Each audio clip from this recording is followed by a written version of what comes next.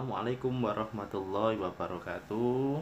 Alhamdulillah, anak-anak kita bisa berjumpa kembali dalam pelajaran Bahasa Indonesia untuk kelas 9A, B, dan C. Marilah sebelum pertemuan kali ini kita mulai, kita awali pembelajaran dengan bacaan basmalah. Bismillahirrahmanirrahim. Baiklah anak-anak, untuk pelajaran kali ini kita akan belajar tentang teks pidato persuasif. Namun sebelum itu dimulai, saya harap kalian di rumah dalam keadaan sehat walafiat, tetap semangat mengikuti pelajaran online, dan tak lupa jika ada tanggungan tugas pada saat teks laporan percobaan yang kemarin, tolong segera diselesaikan. Karena setiap tugas yang kalian kerjakan akan sangat berpengaruh terhadap nilai akhir kalian di kelas 9. Jadi, tolong kerjakan baik-baik dengan sebaik-baiknya. Jika masih belum dikerjakan, masih ada waktu untuk melengkapi. Jadi, tolong dilengkapi sekali lagi ya, nak ya.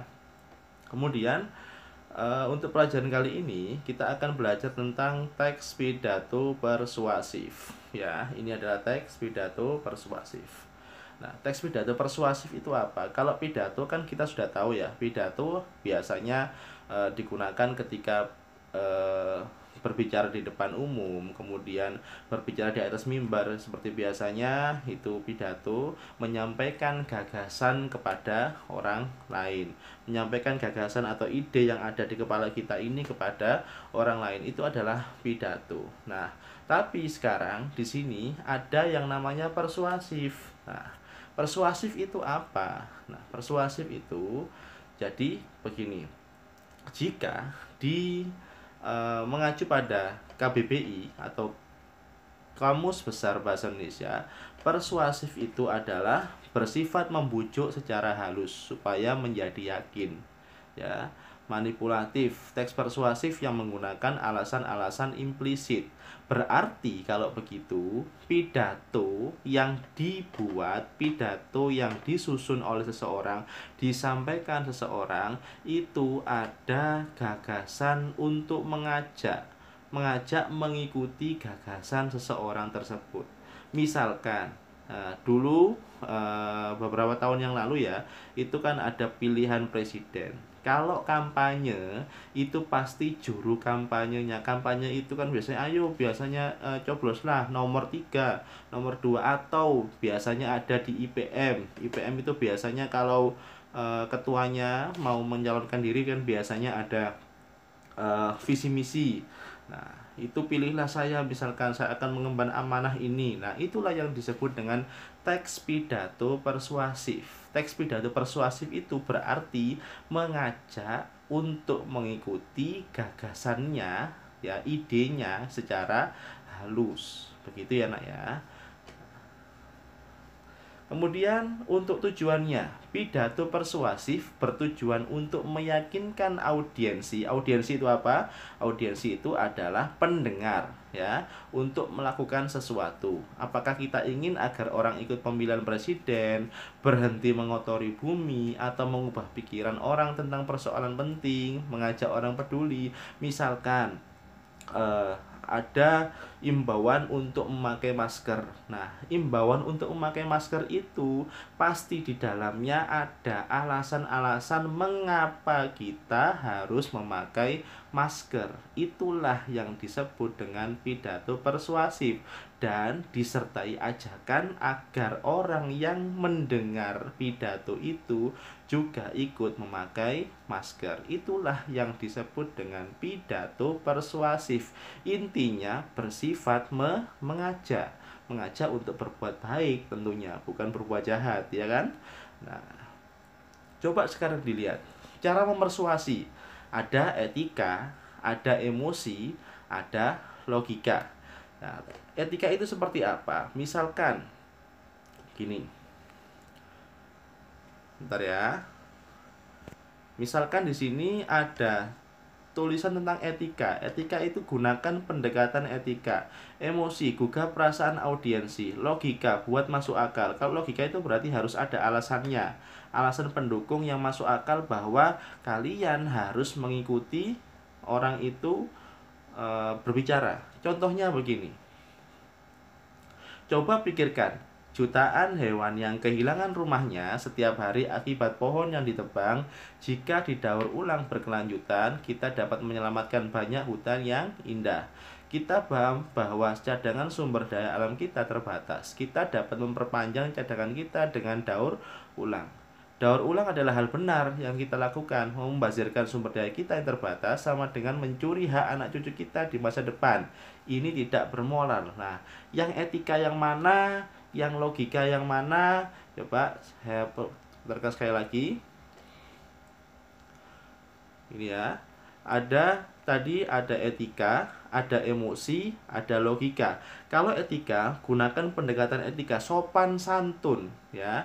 Emosi, gugah perasaan audiensi. Logika buat masuk akal, ada alasan-alasannya. Nah, jadi kalau begitu coba pikirkan. Berarti kalau begitu pasti apa? Pasti yang ini adalah apa, Nak? Yang ini adalah logika. Nah, ini ya. Terus yang kedua, kita paham bahwa cadangan sumber daya alam kita terbatas. Kita dapat memperpanjang cadangan kita dengan daur ulang. Ini apa? Etika atau bagaimana? Kembali lagi ke sini. Tadi kan nomor 1 kan logika. Sekarang coba dilihat yang poin kedua dan poin ketiga. Emosi dan etika. Yang mana itu? Gugah perasaan audiensi. Berarti gugah perasaan audiensi itu berarti kita harus memperasaannya. Bagaimana nasib anak cucu kita nanti? Berarti yang ini adalah apa, Nak? Yang ini adalah emosi. Kemudian ini adalah etika.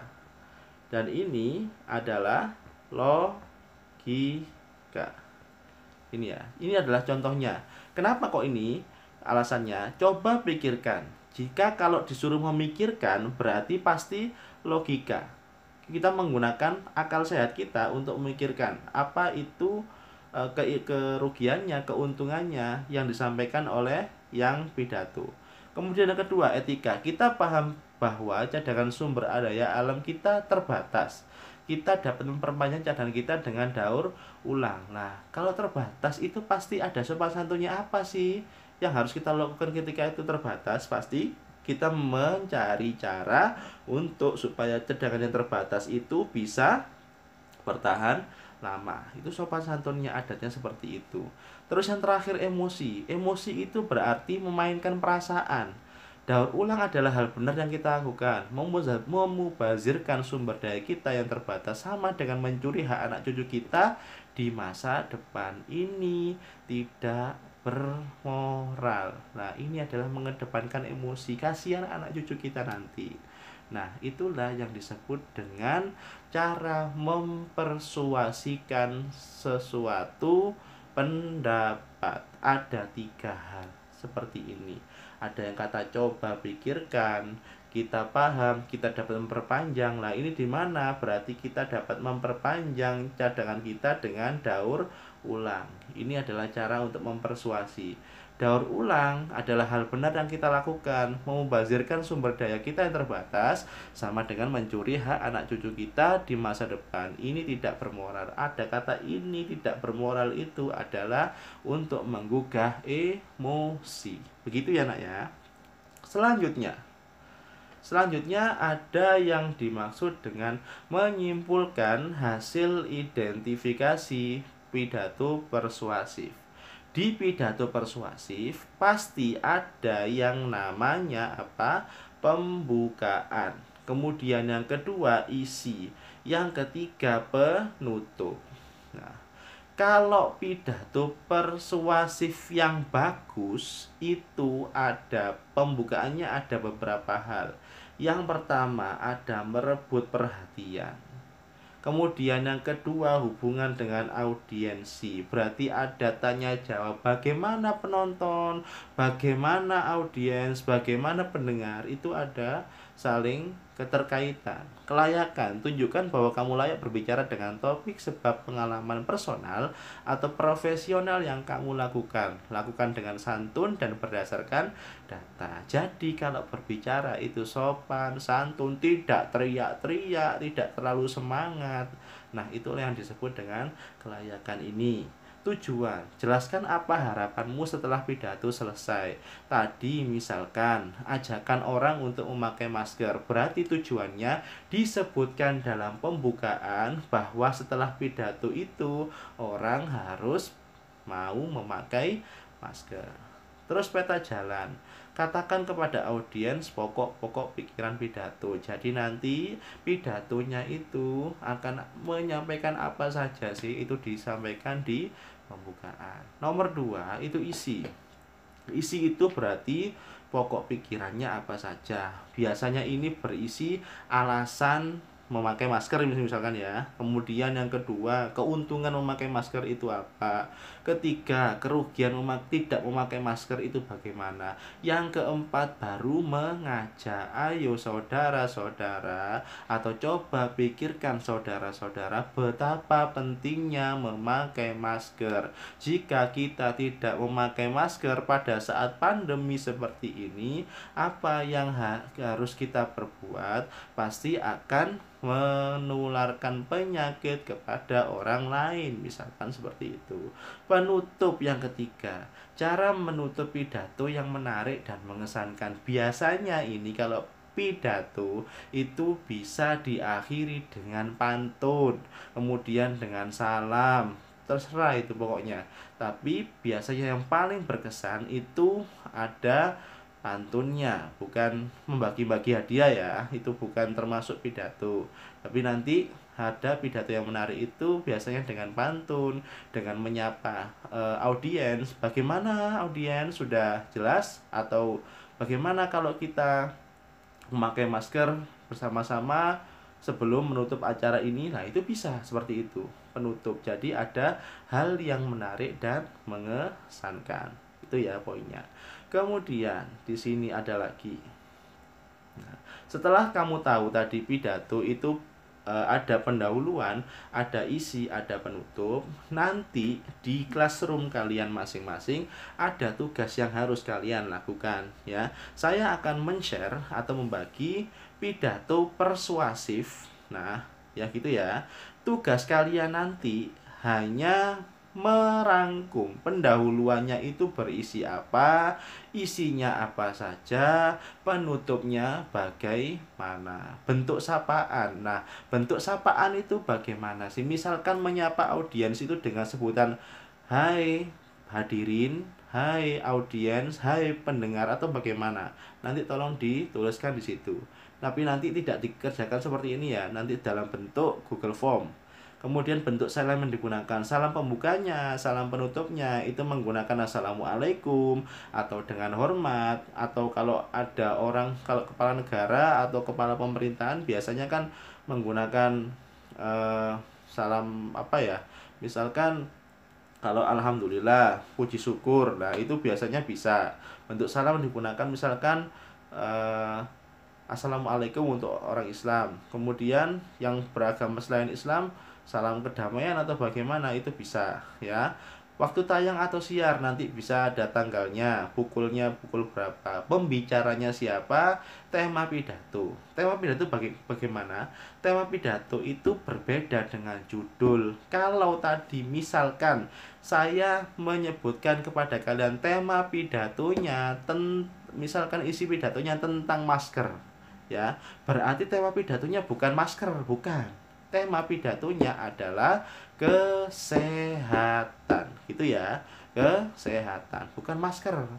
Nah, judulnya bisa nanti masker. Jadi manfaat masker ditinjau dari segi kesehatan. Nah, itu judulnya.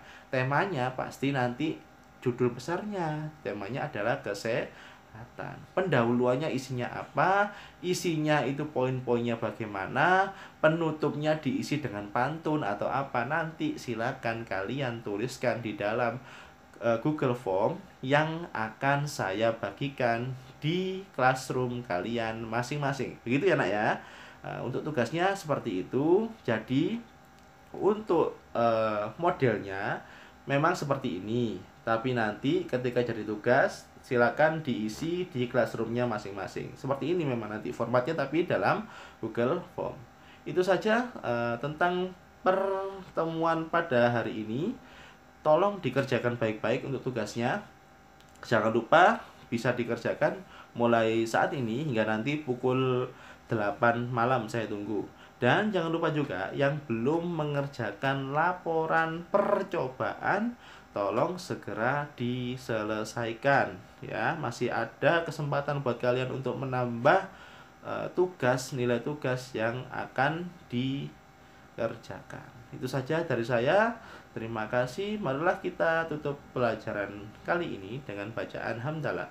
Alhamdulillahirabbil alamin. Tetap semangat anak-anak untuk mengerjakan tugas online. Semoga kita senantiasa diberi kesehatan oleh Allah Subhanahu wa taala. Terima kasih. Assalamualaikum warahmatullahi wabarakatuh.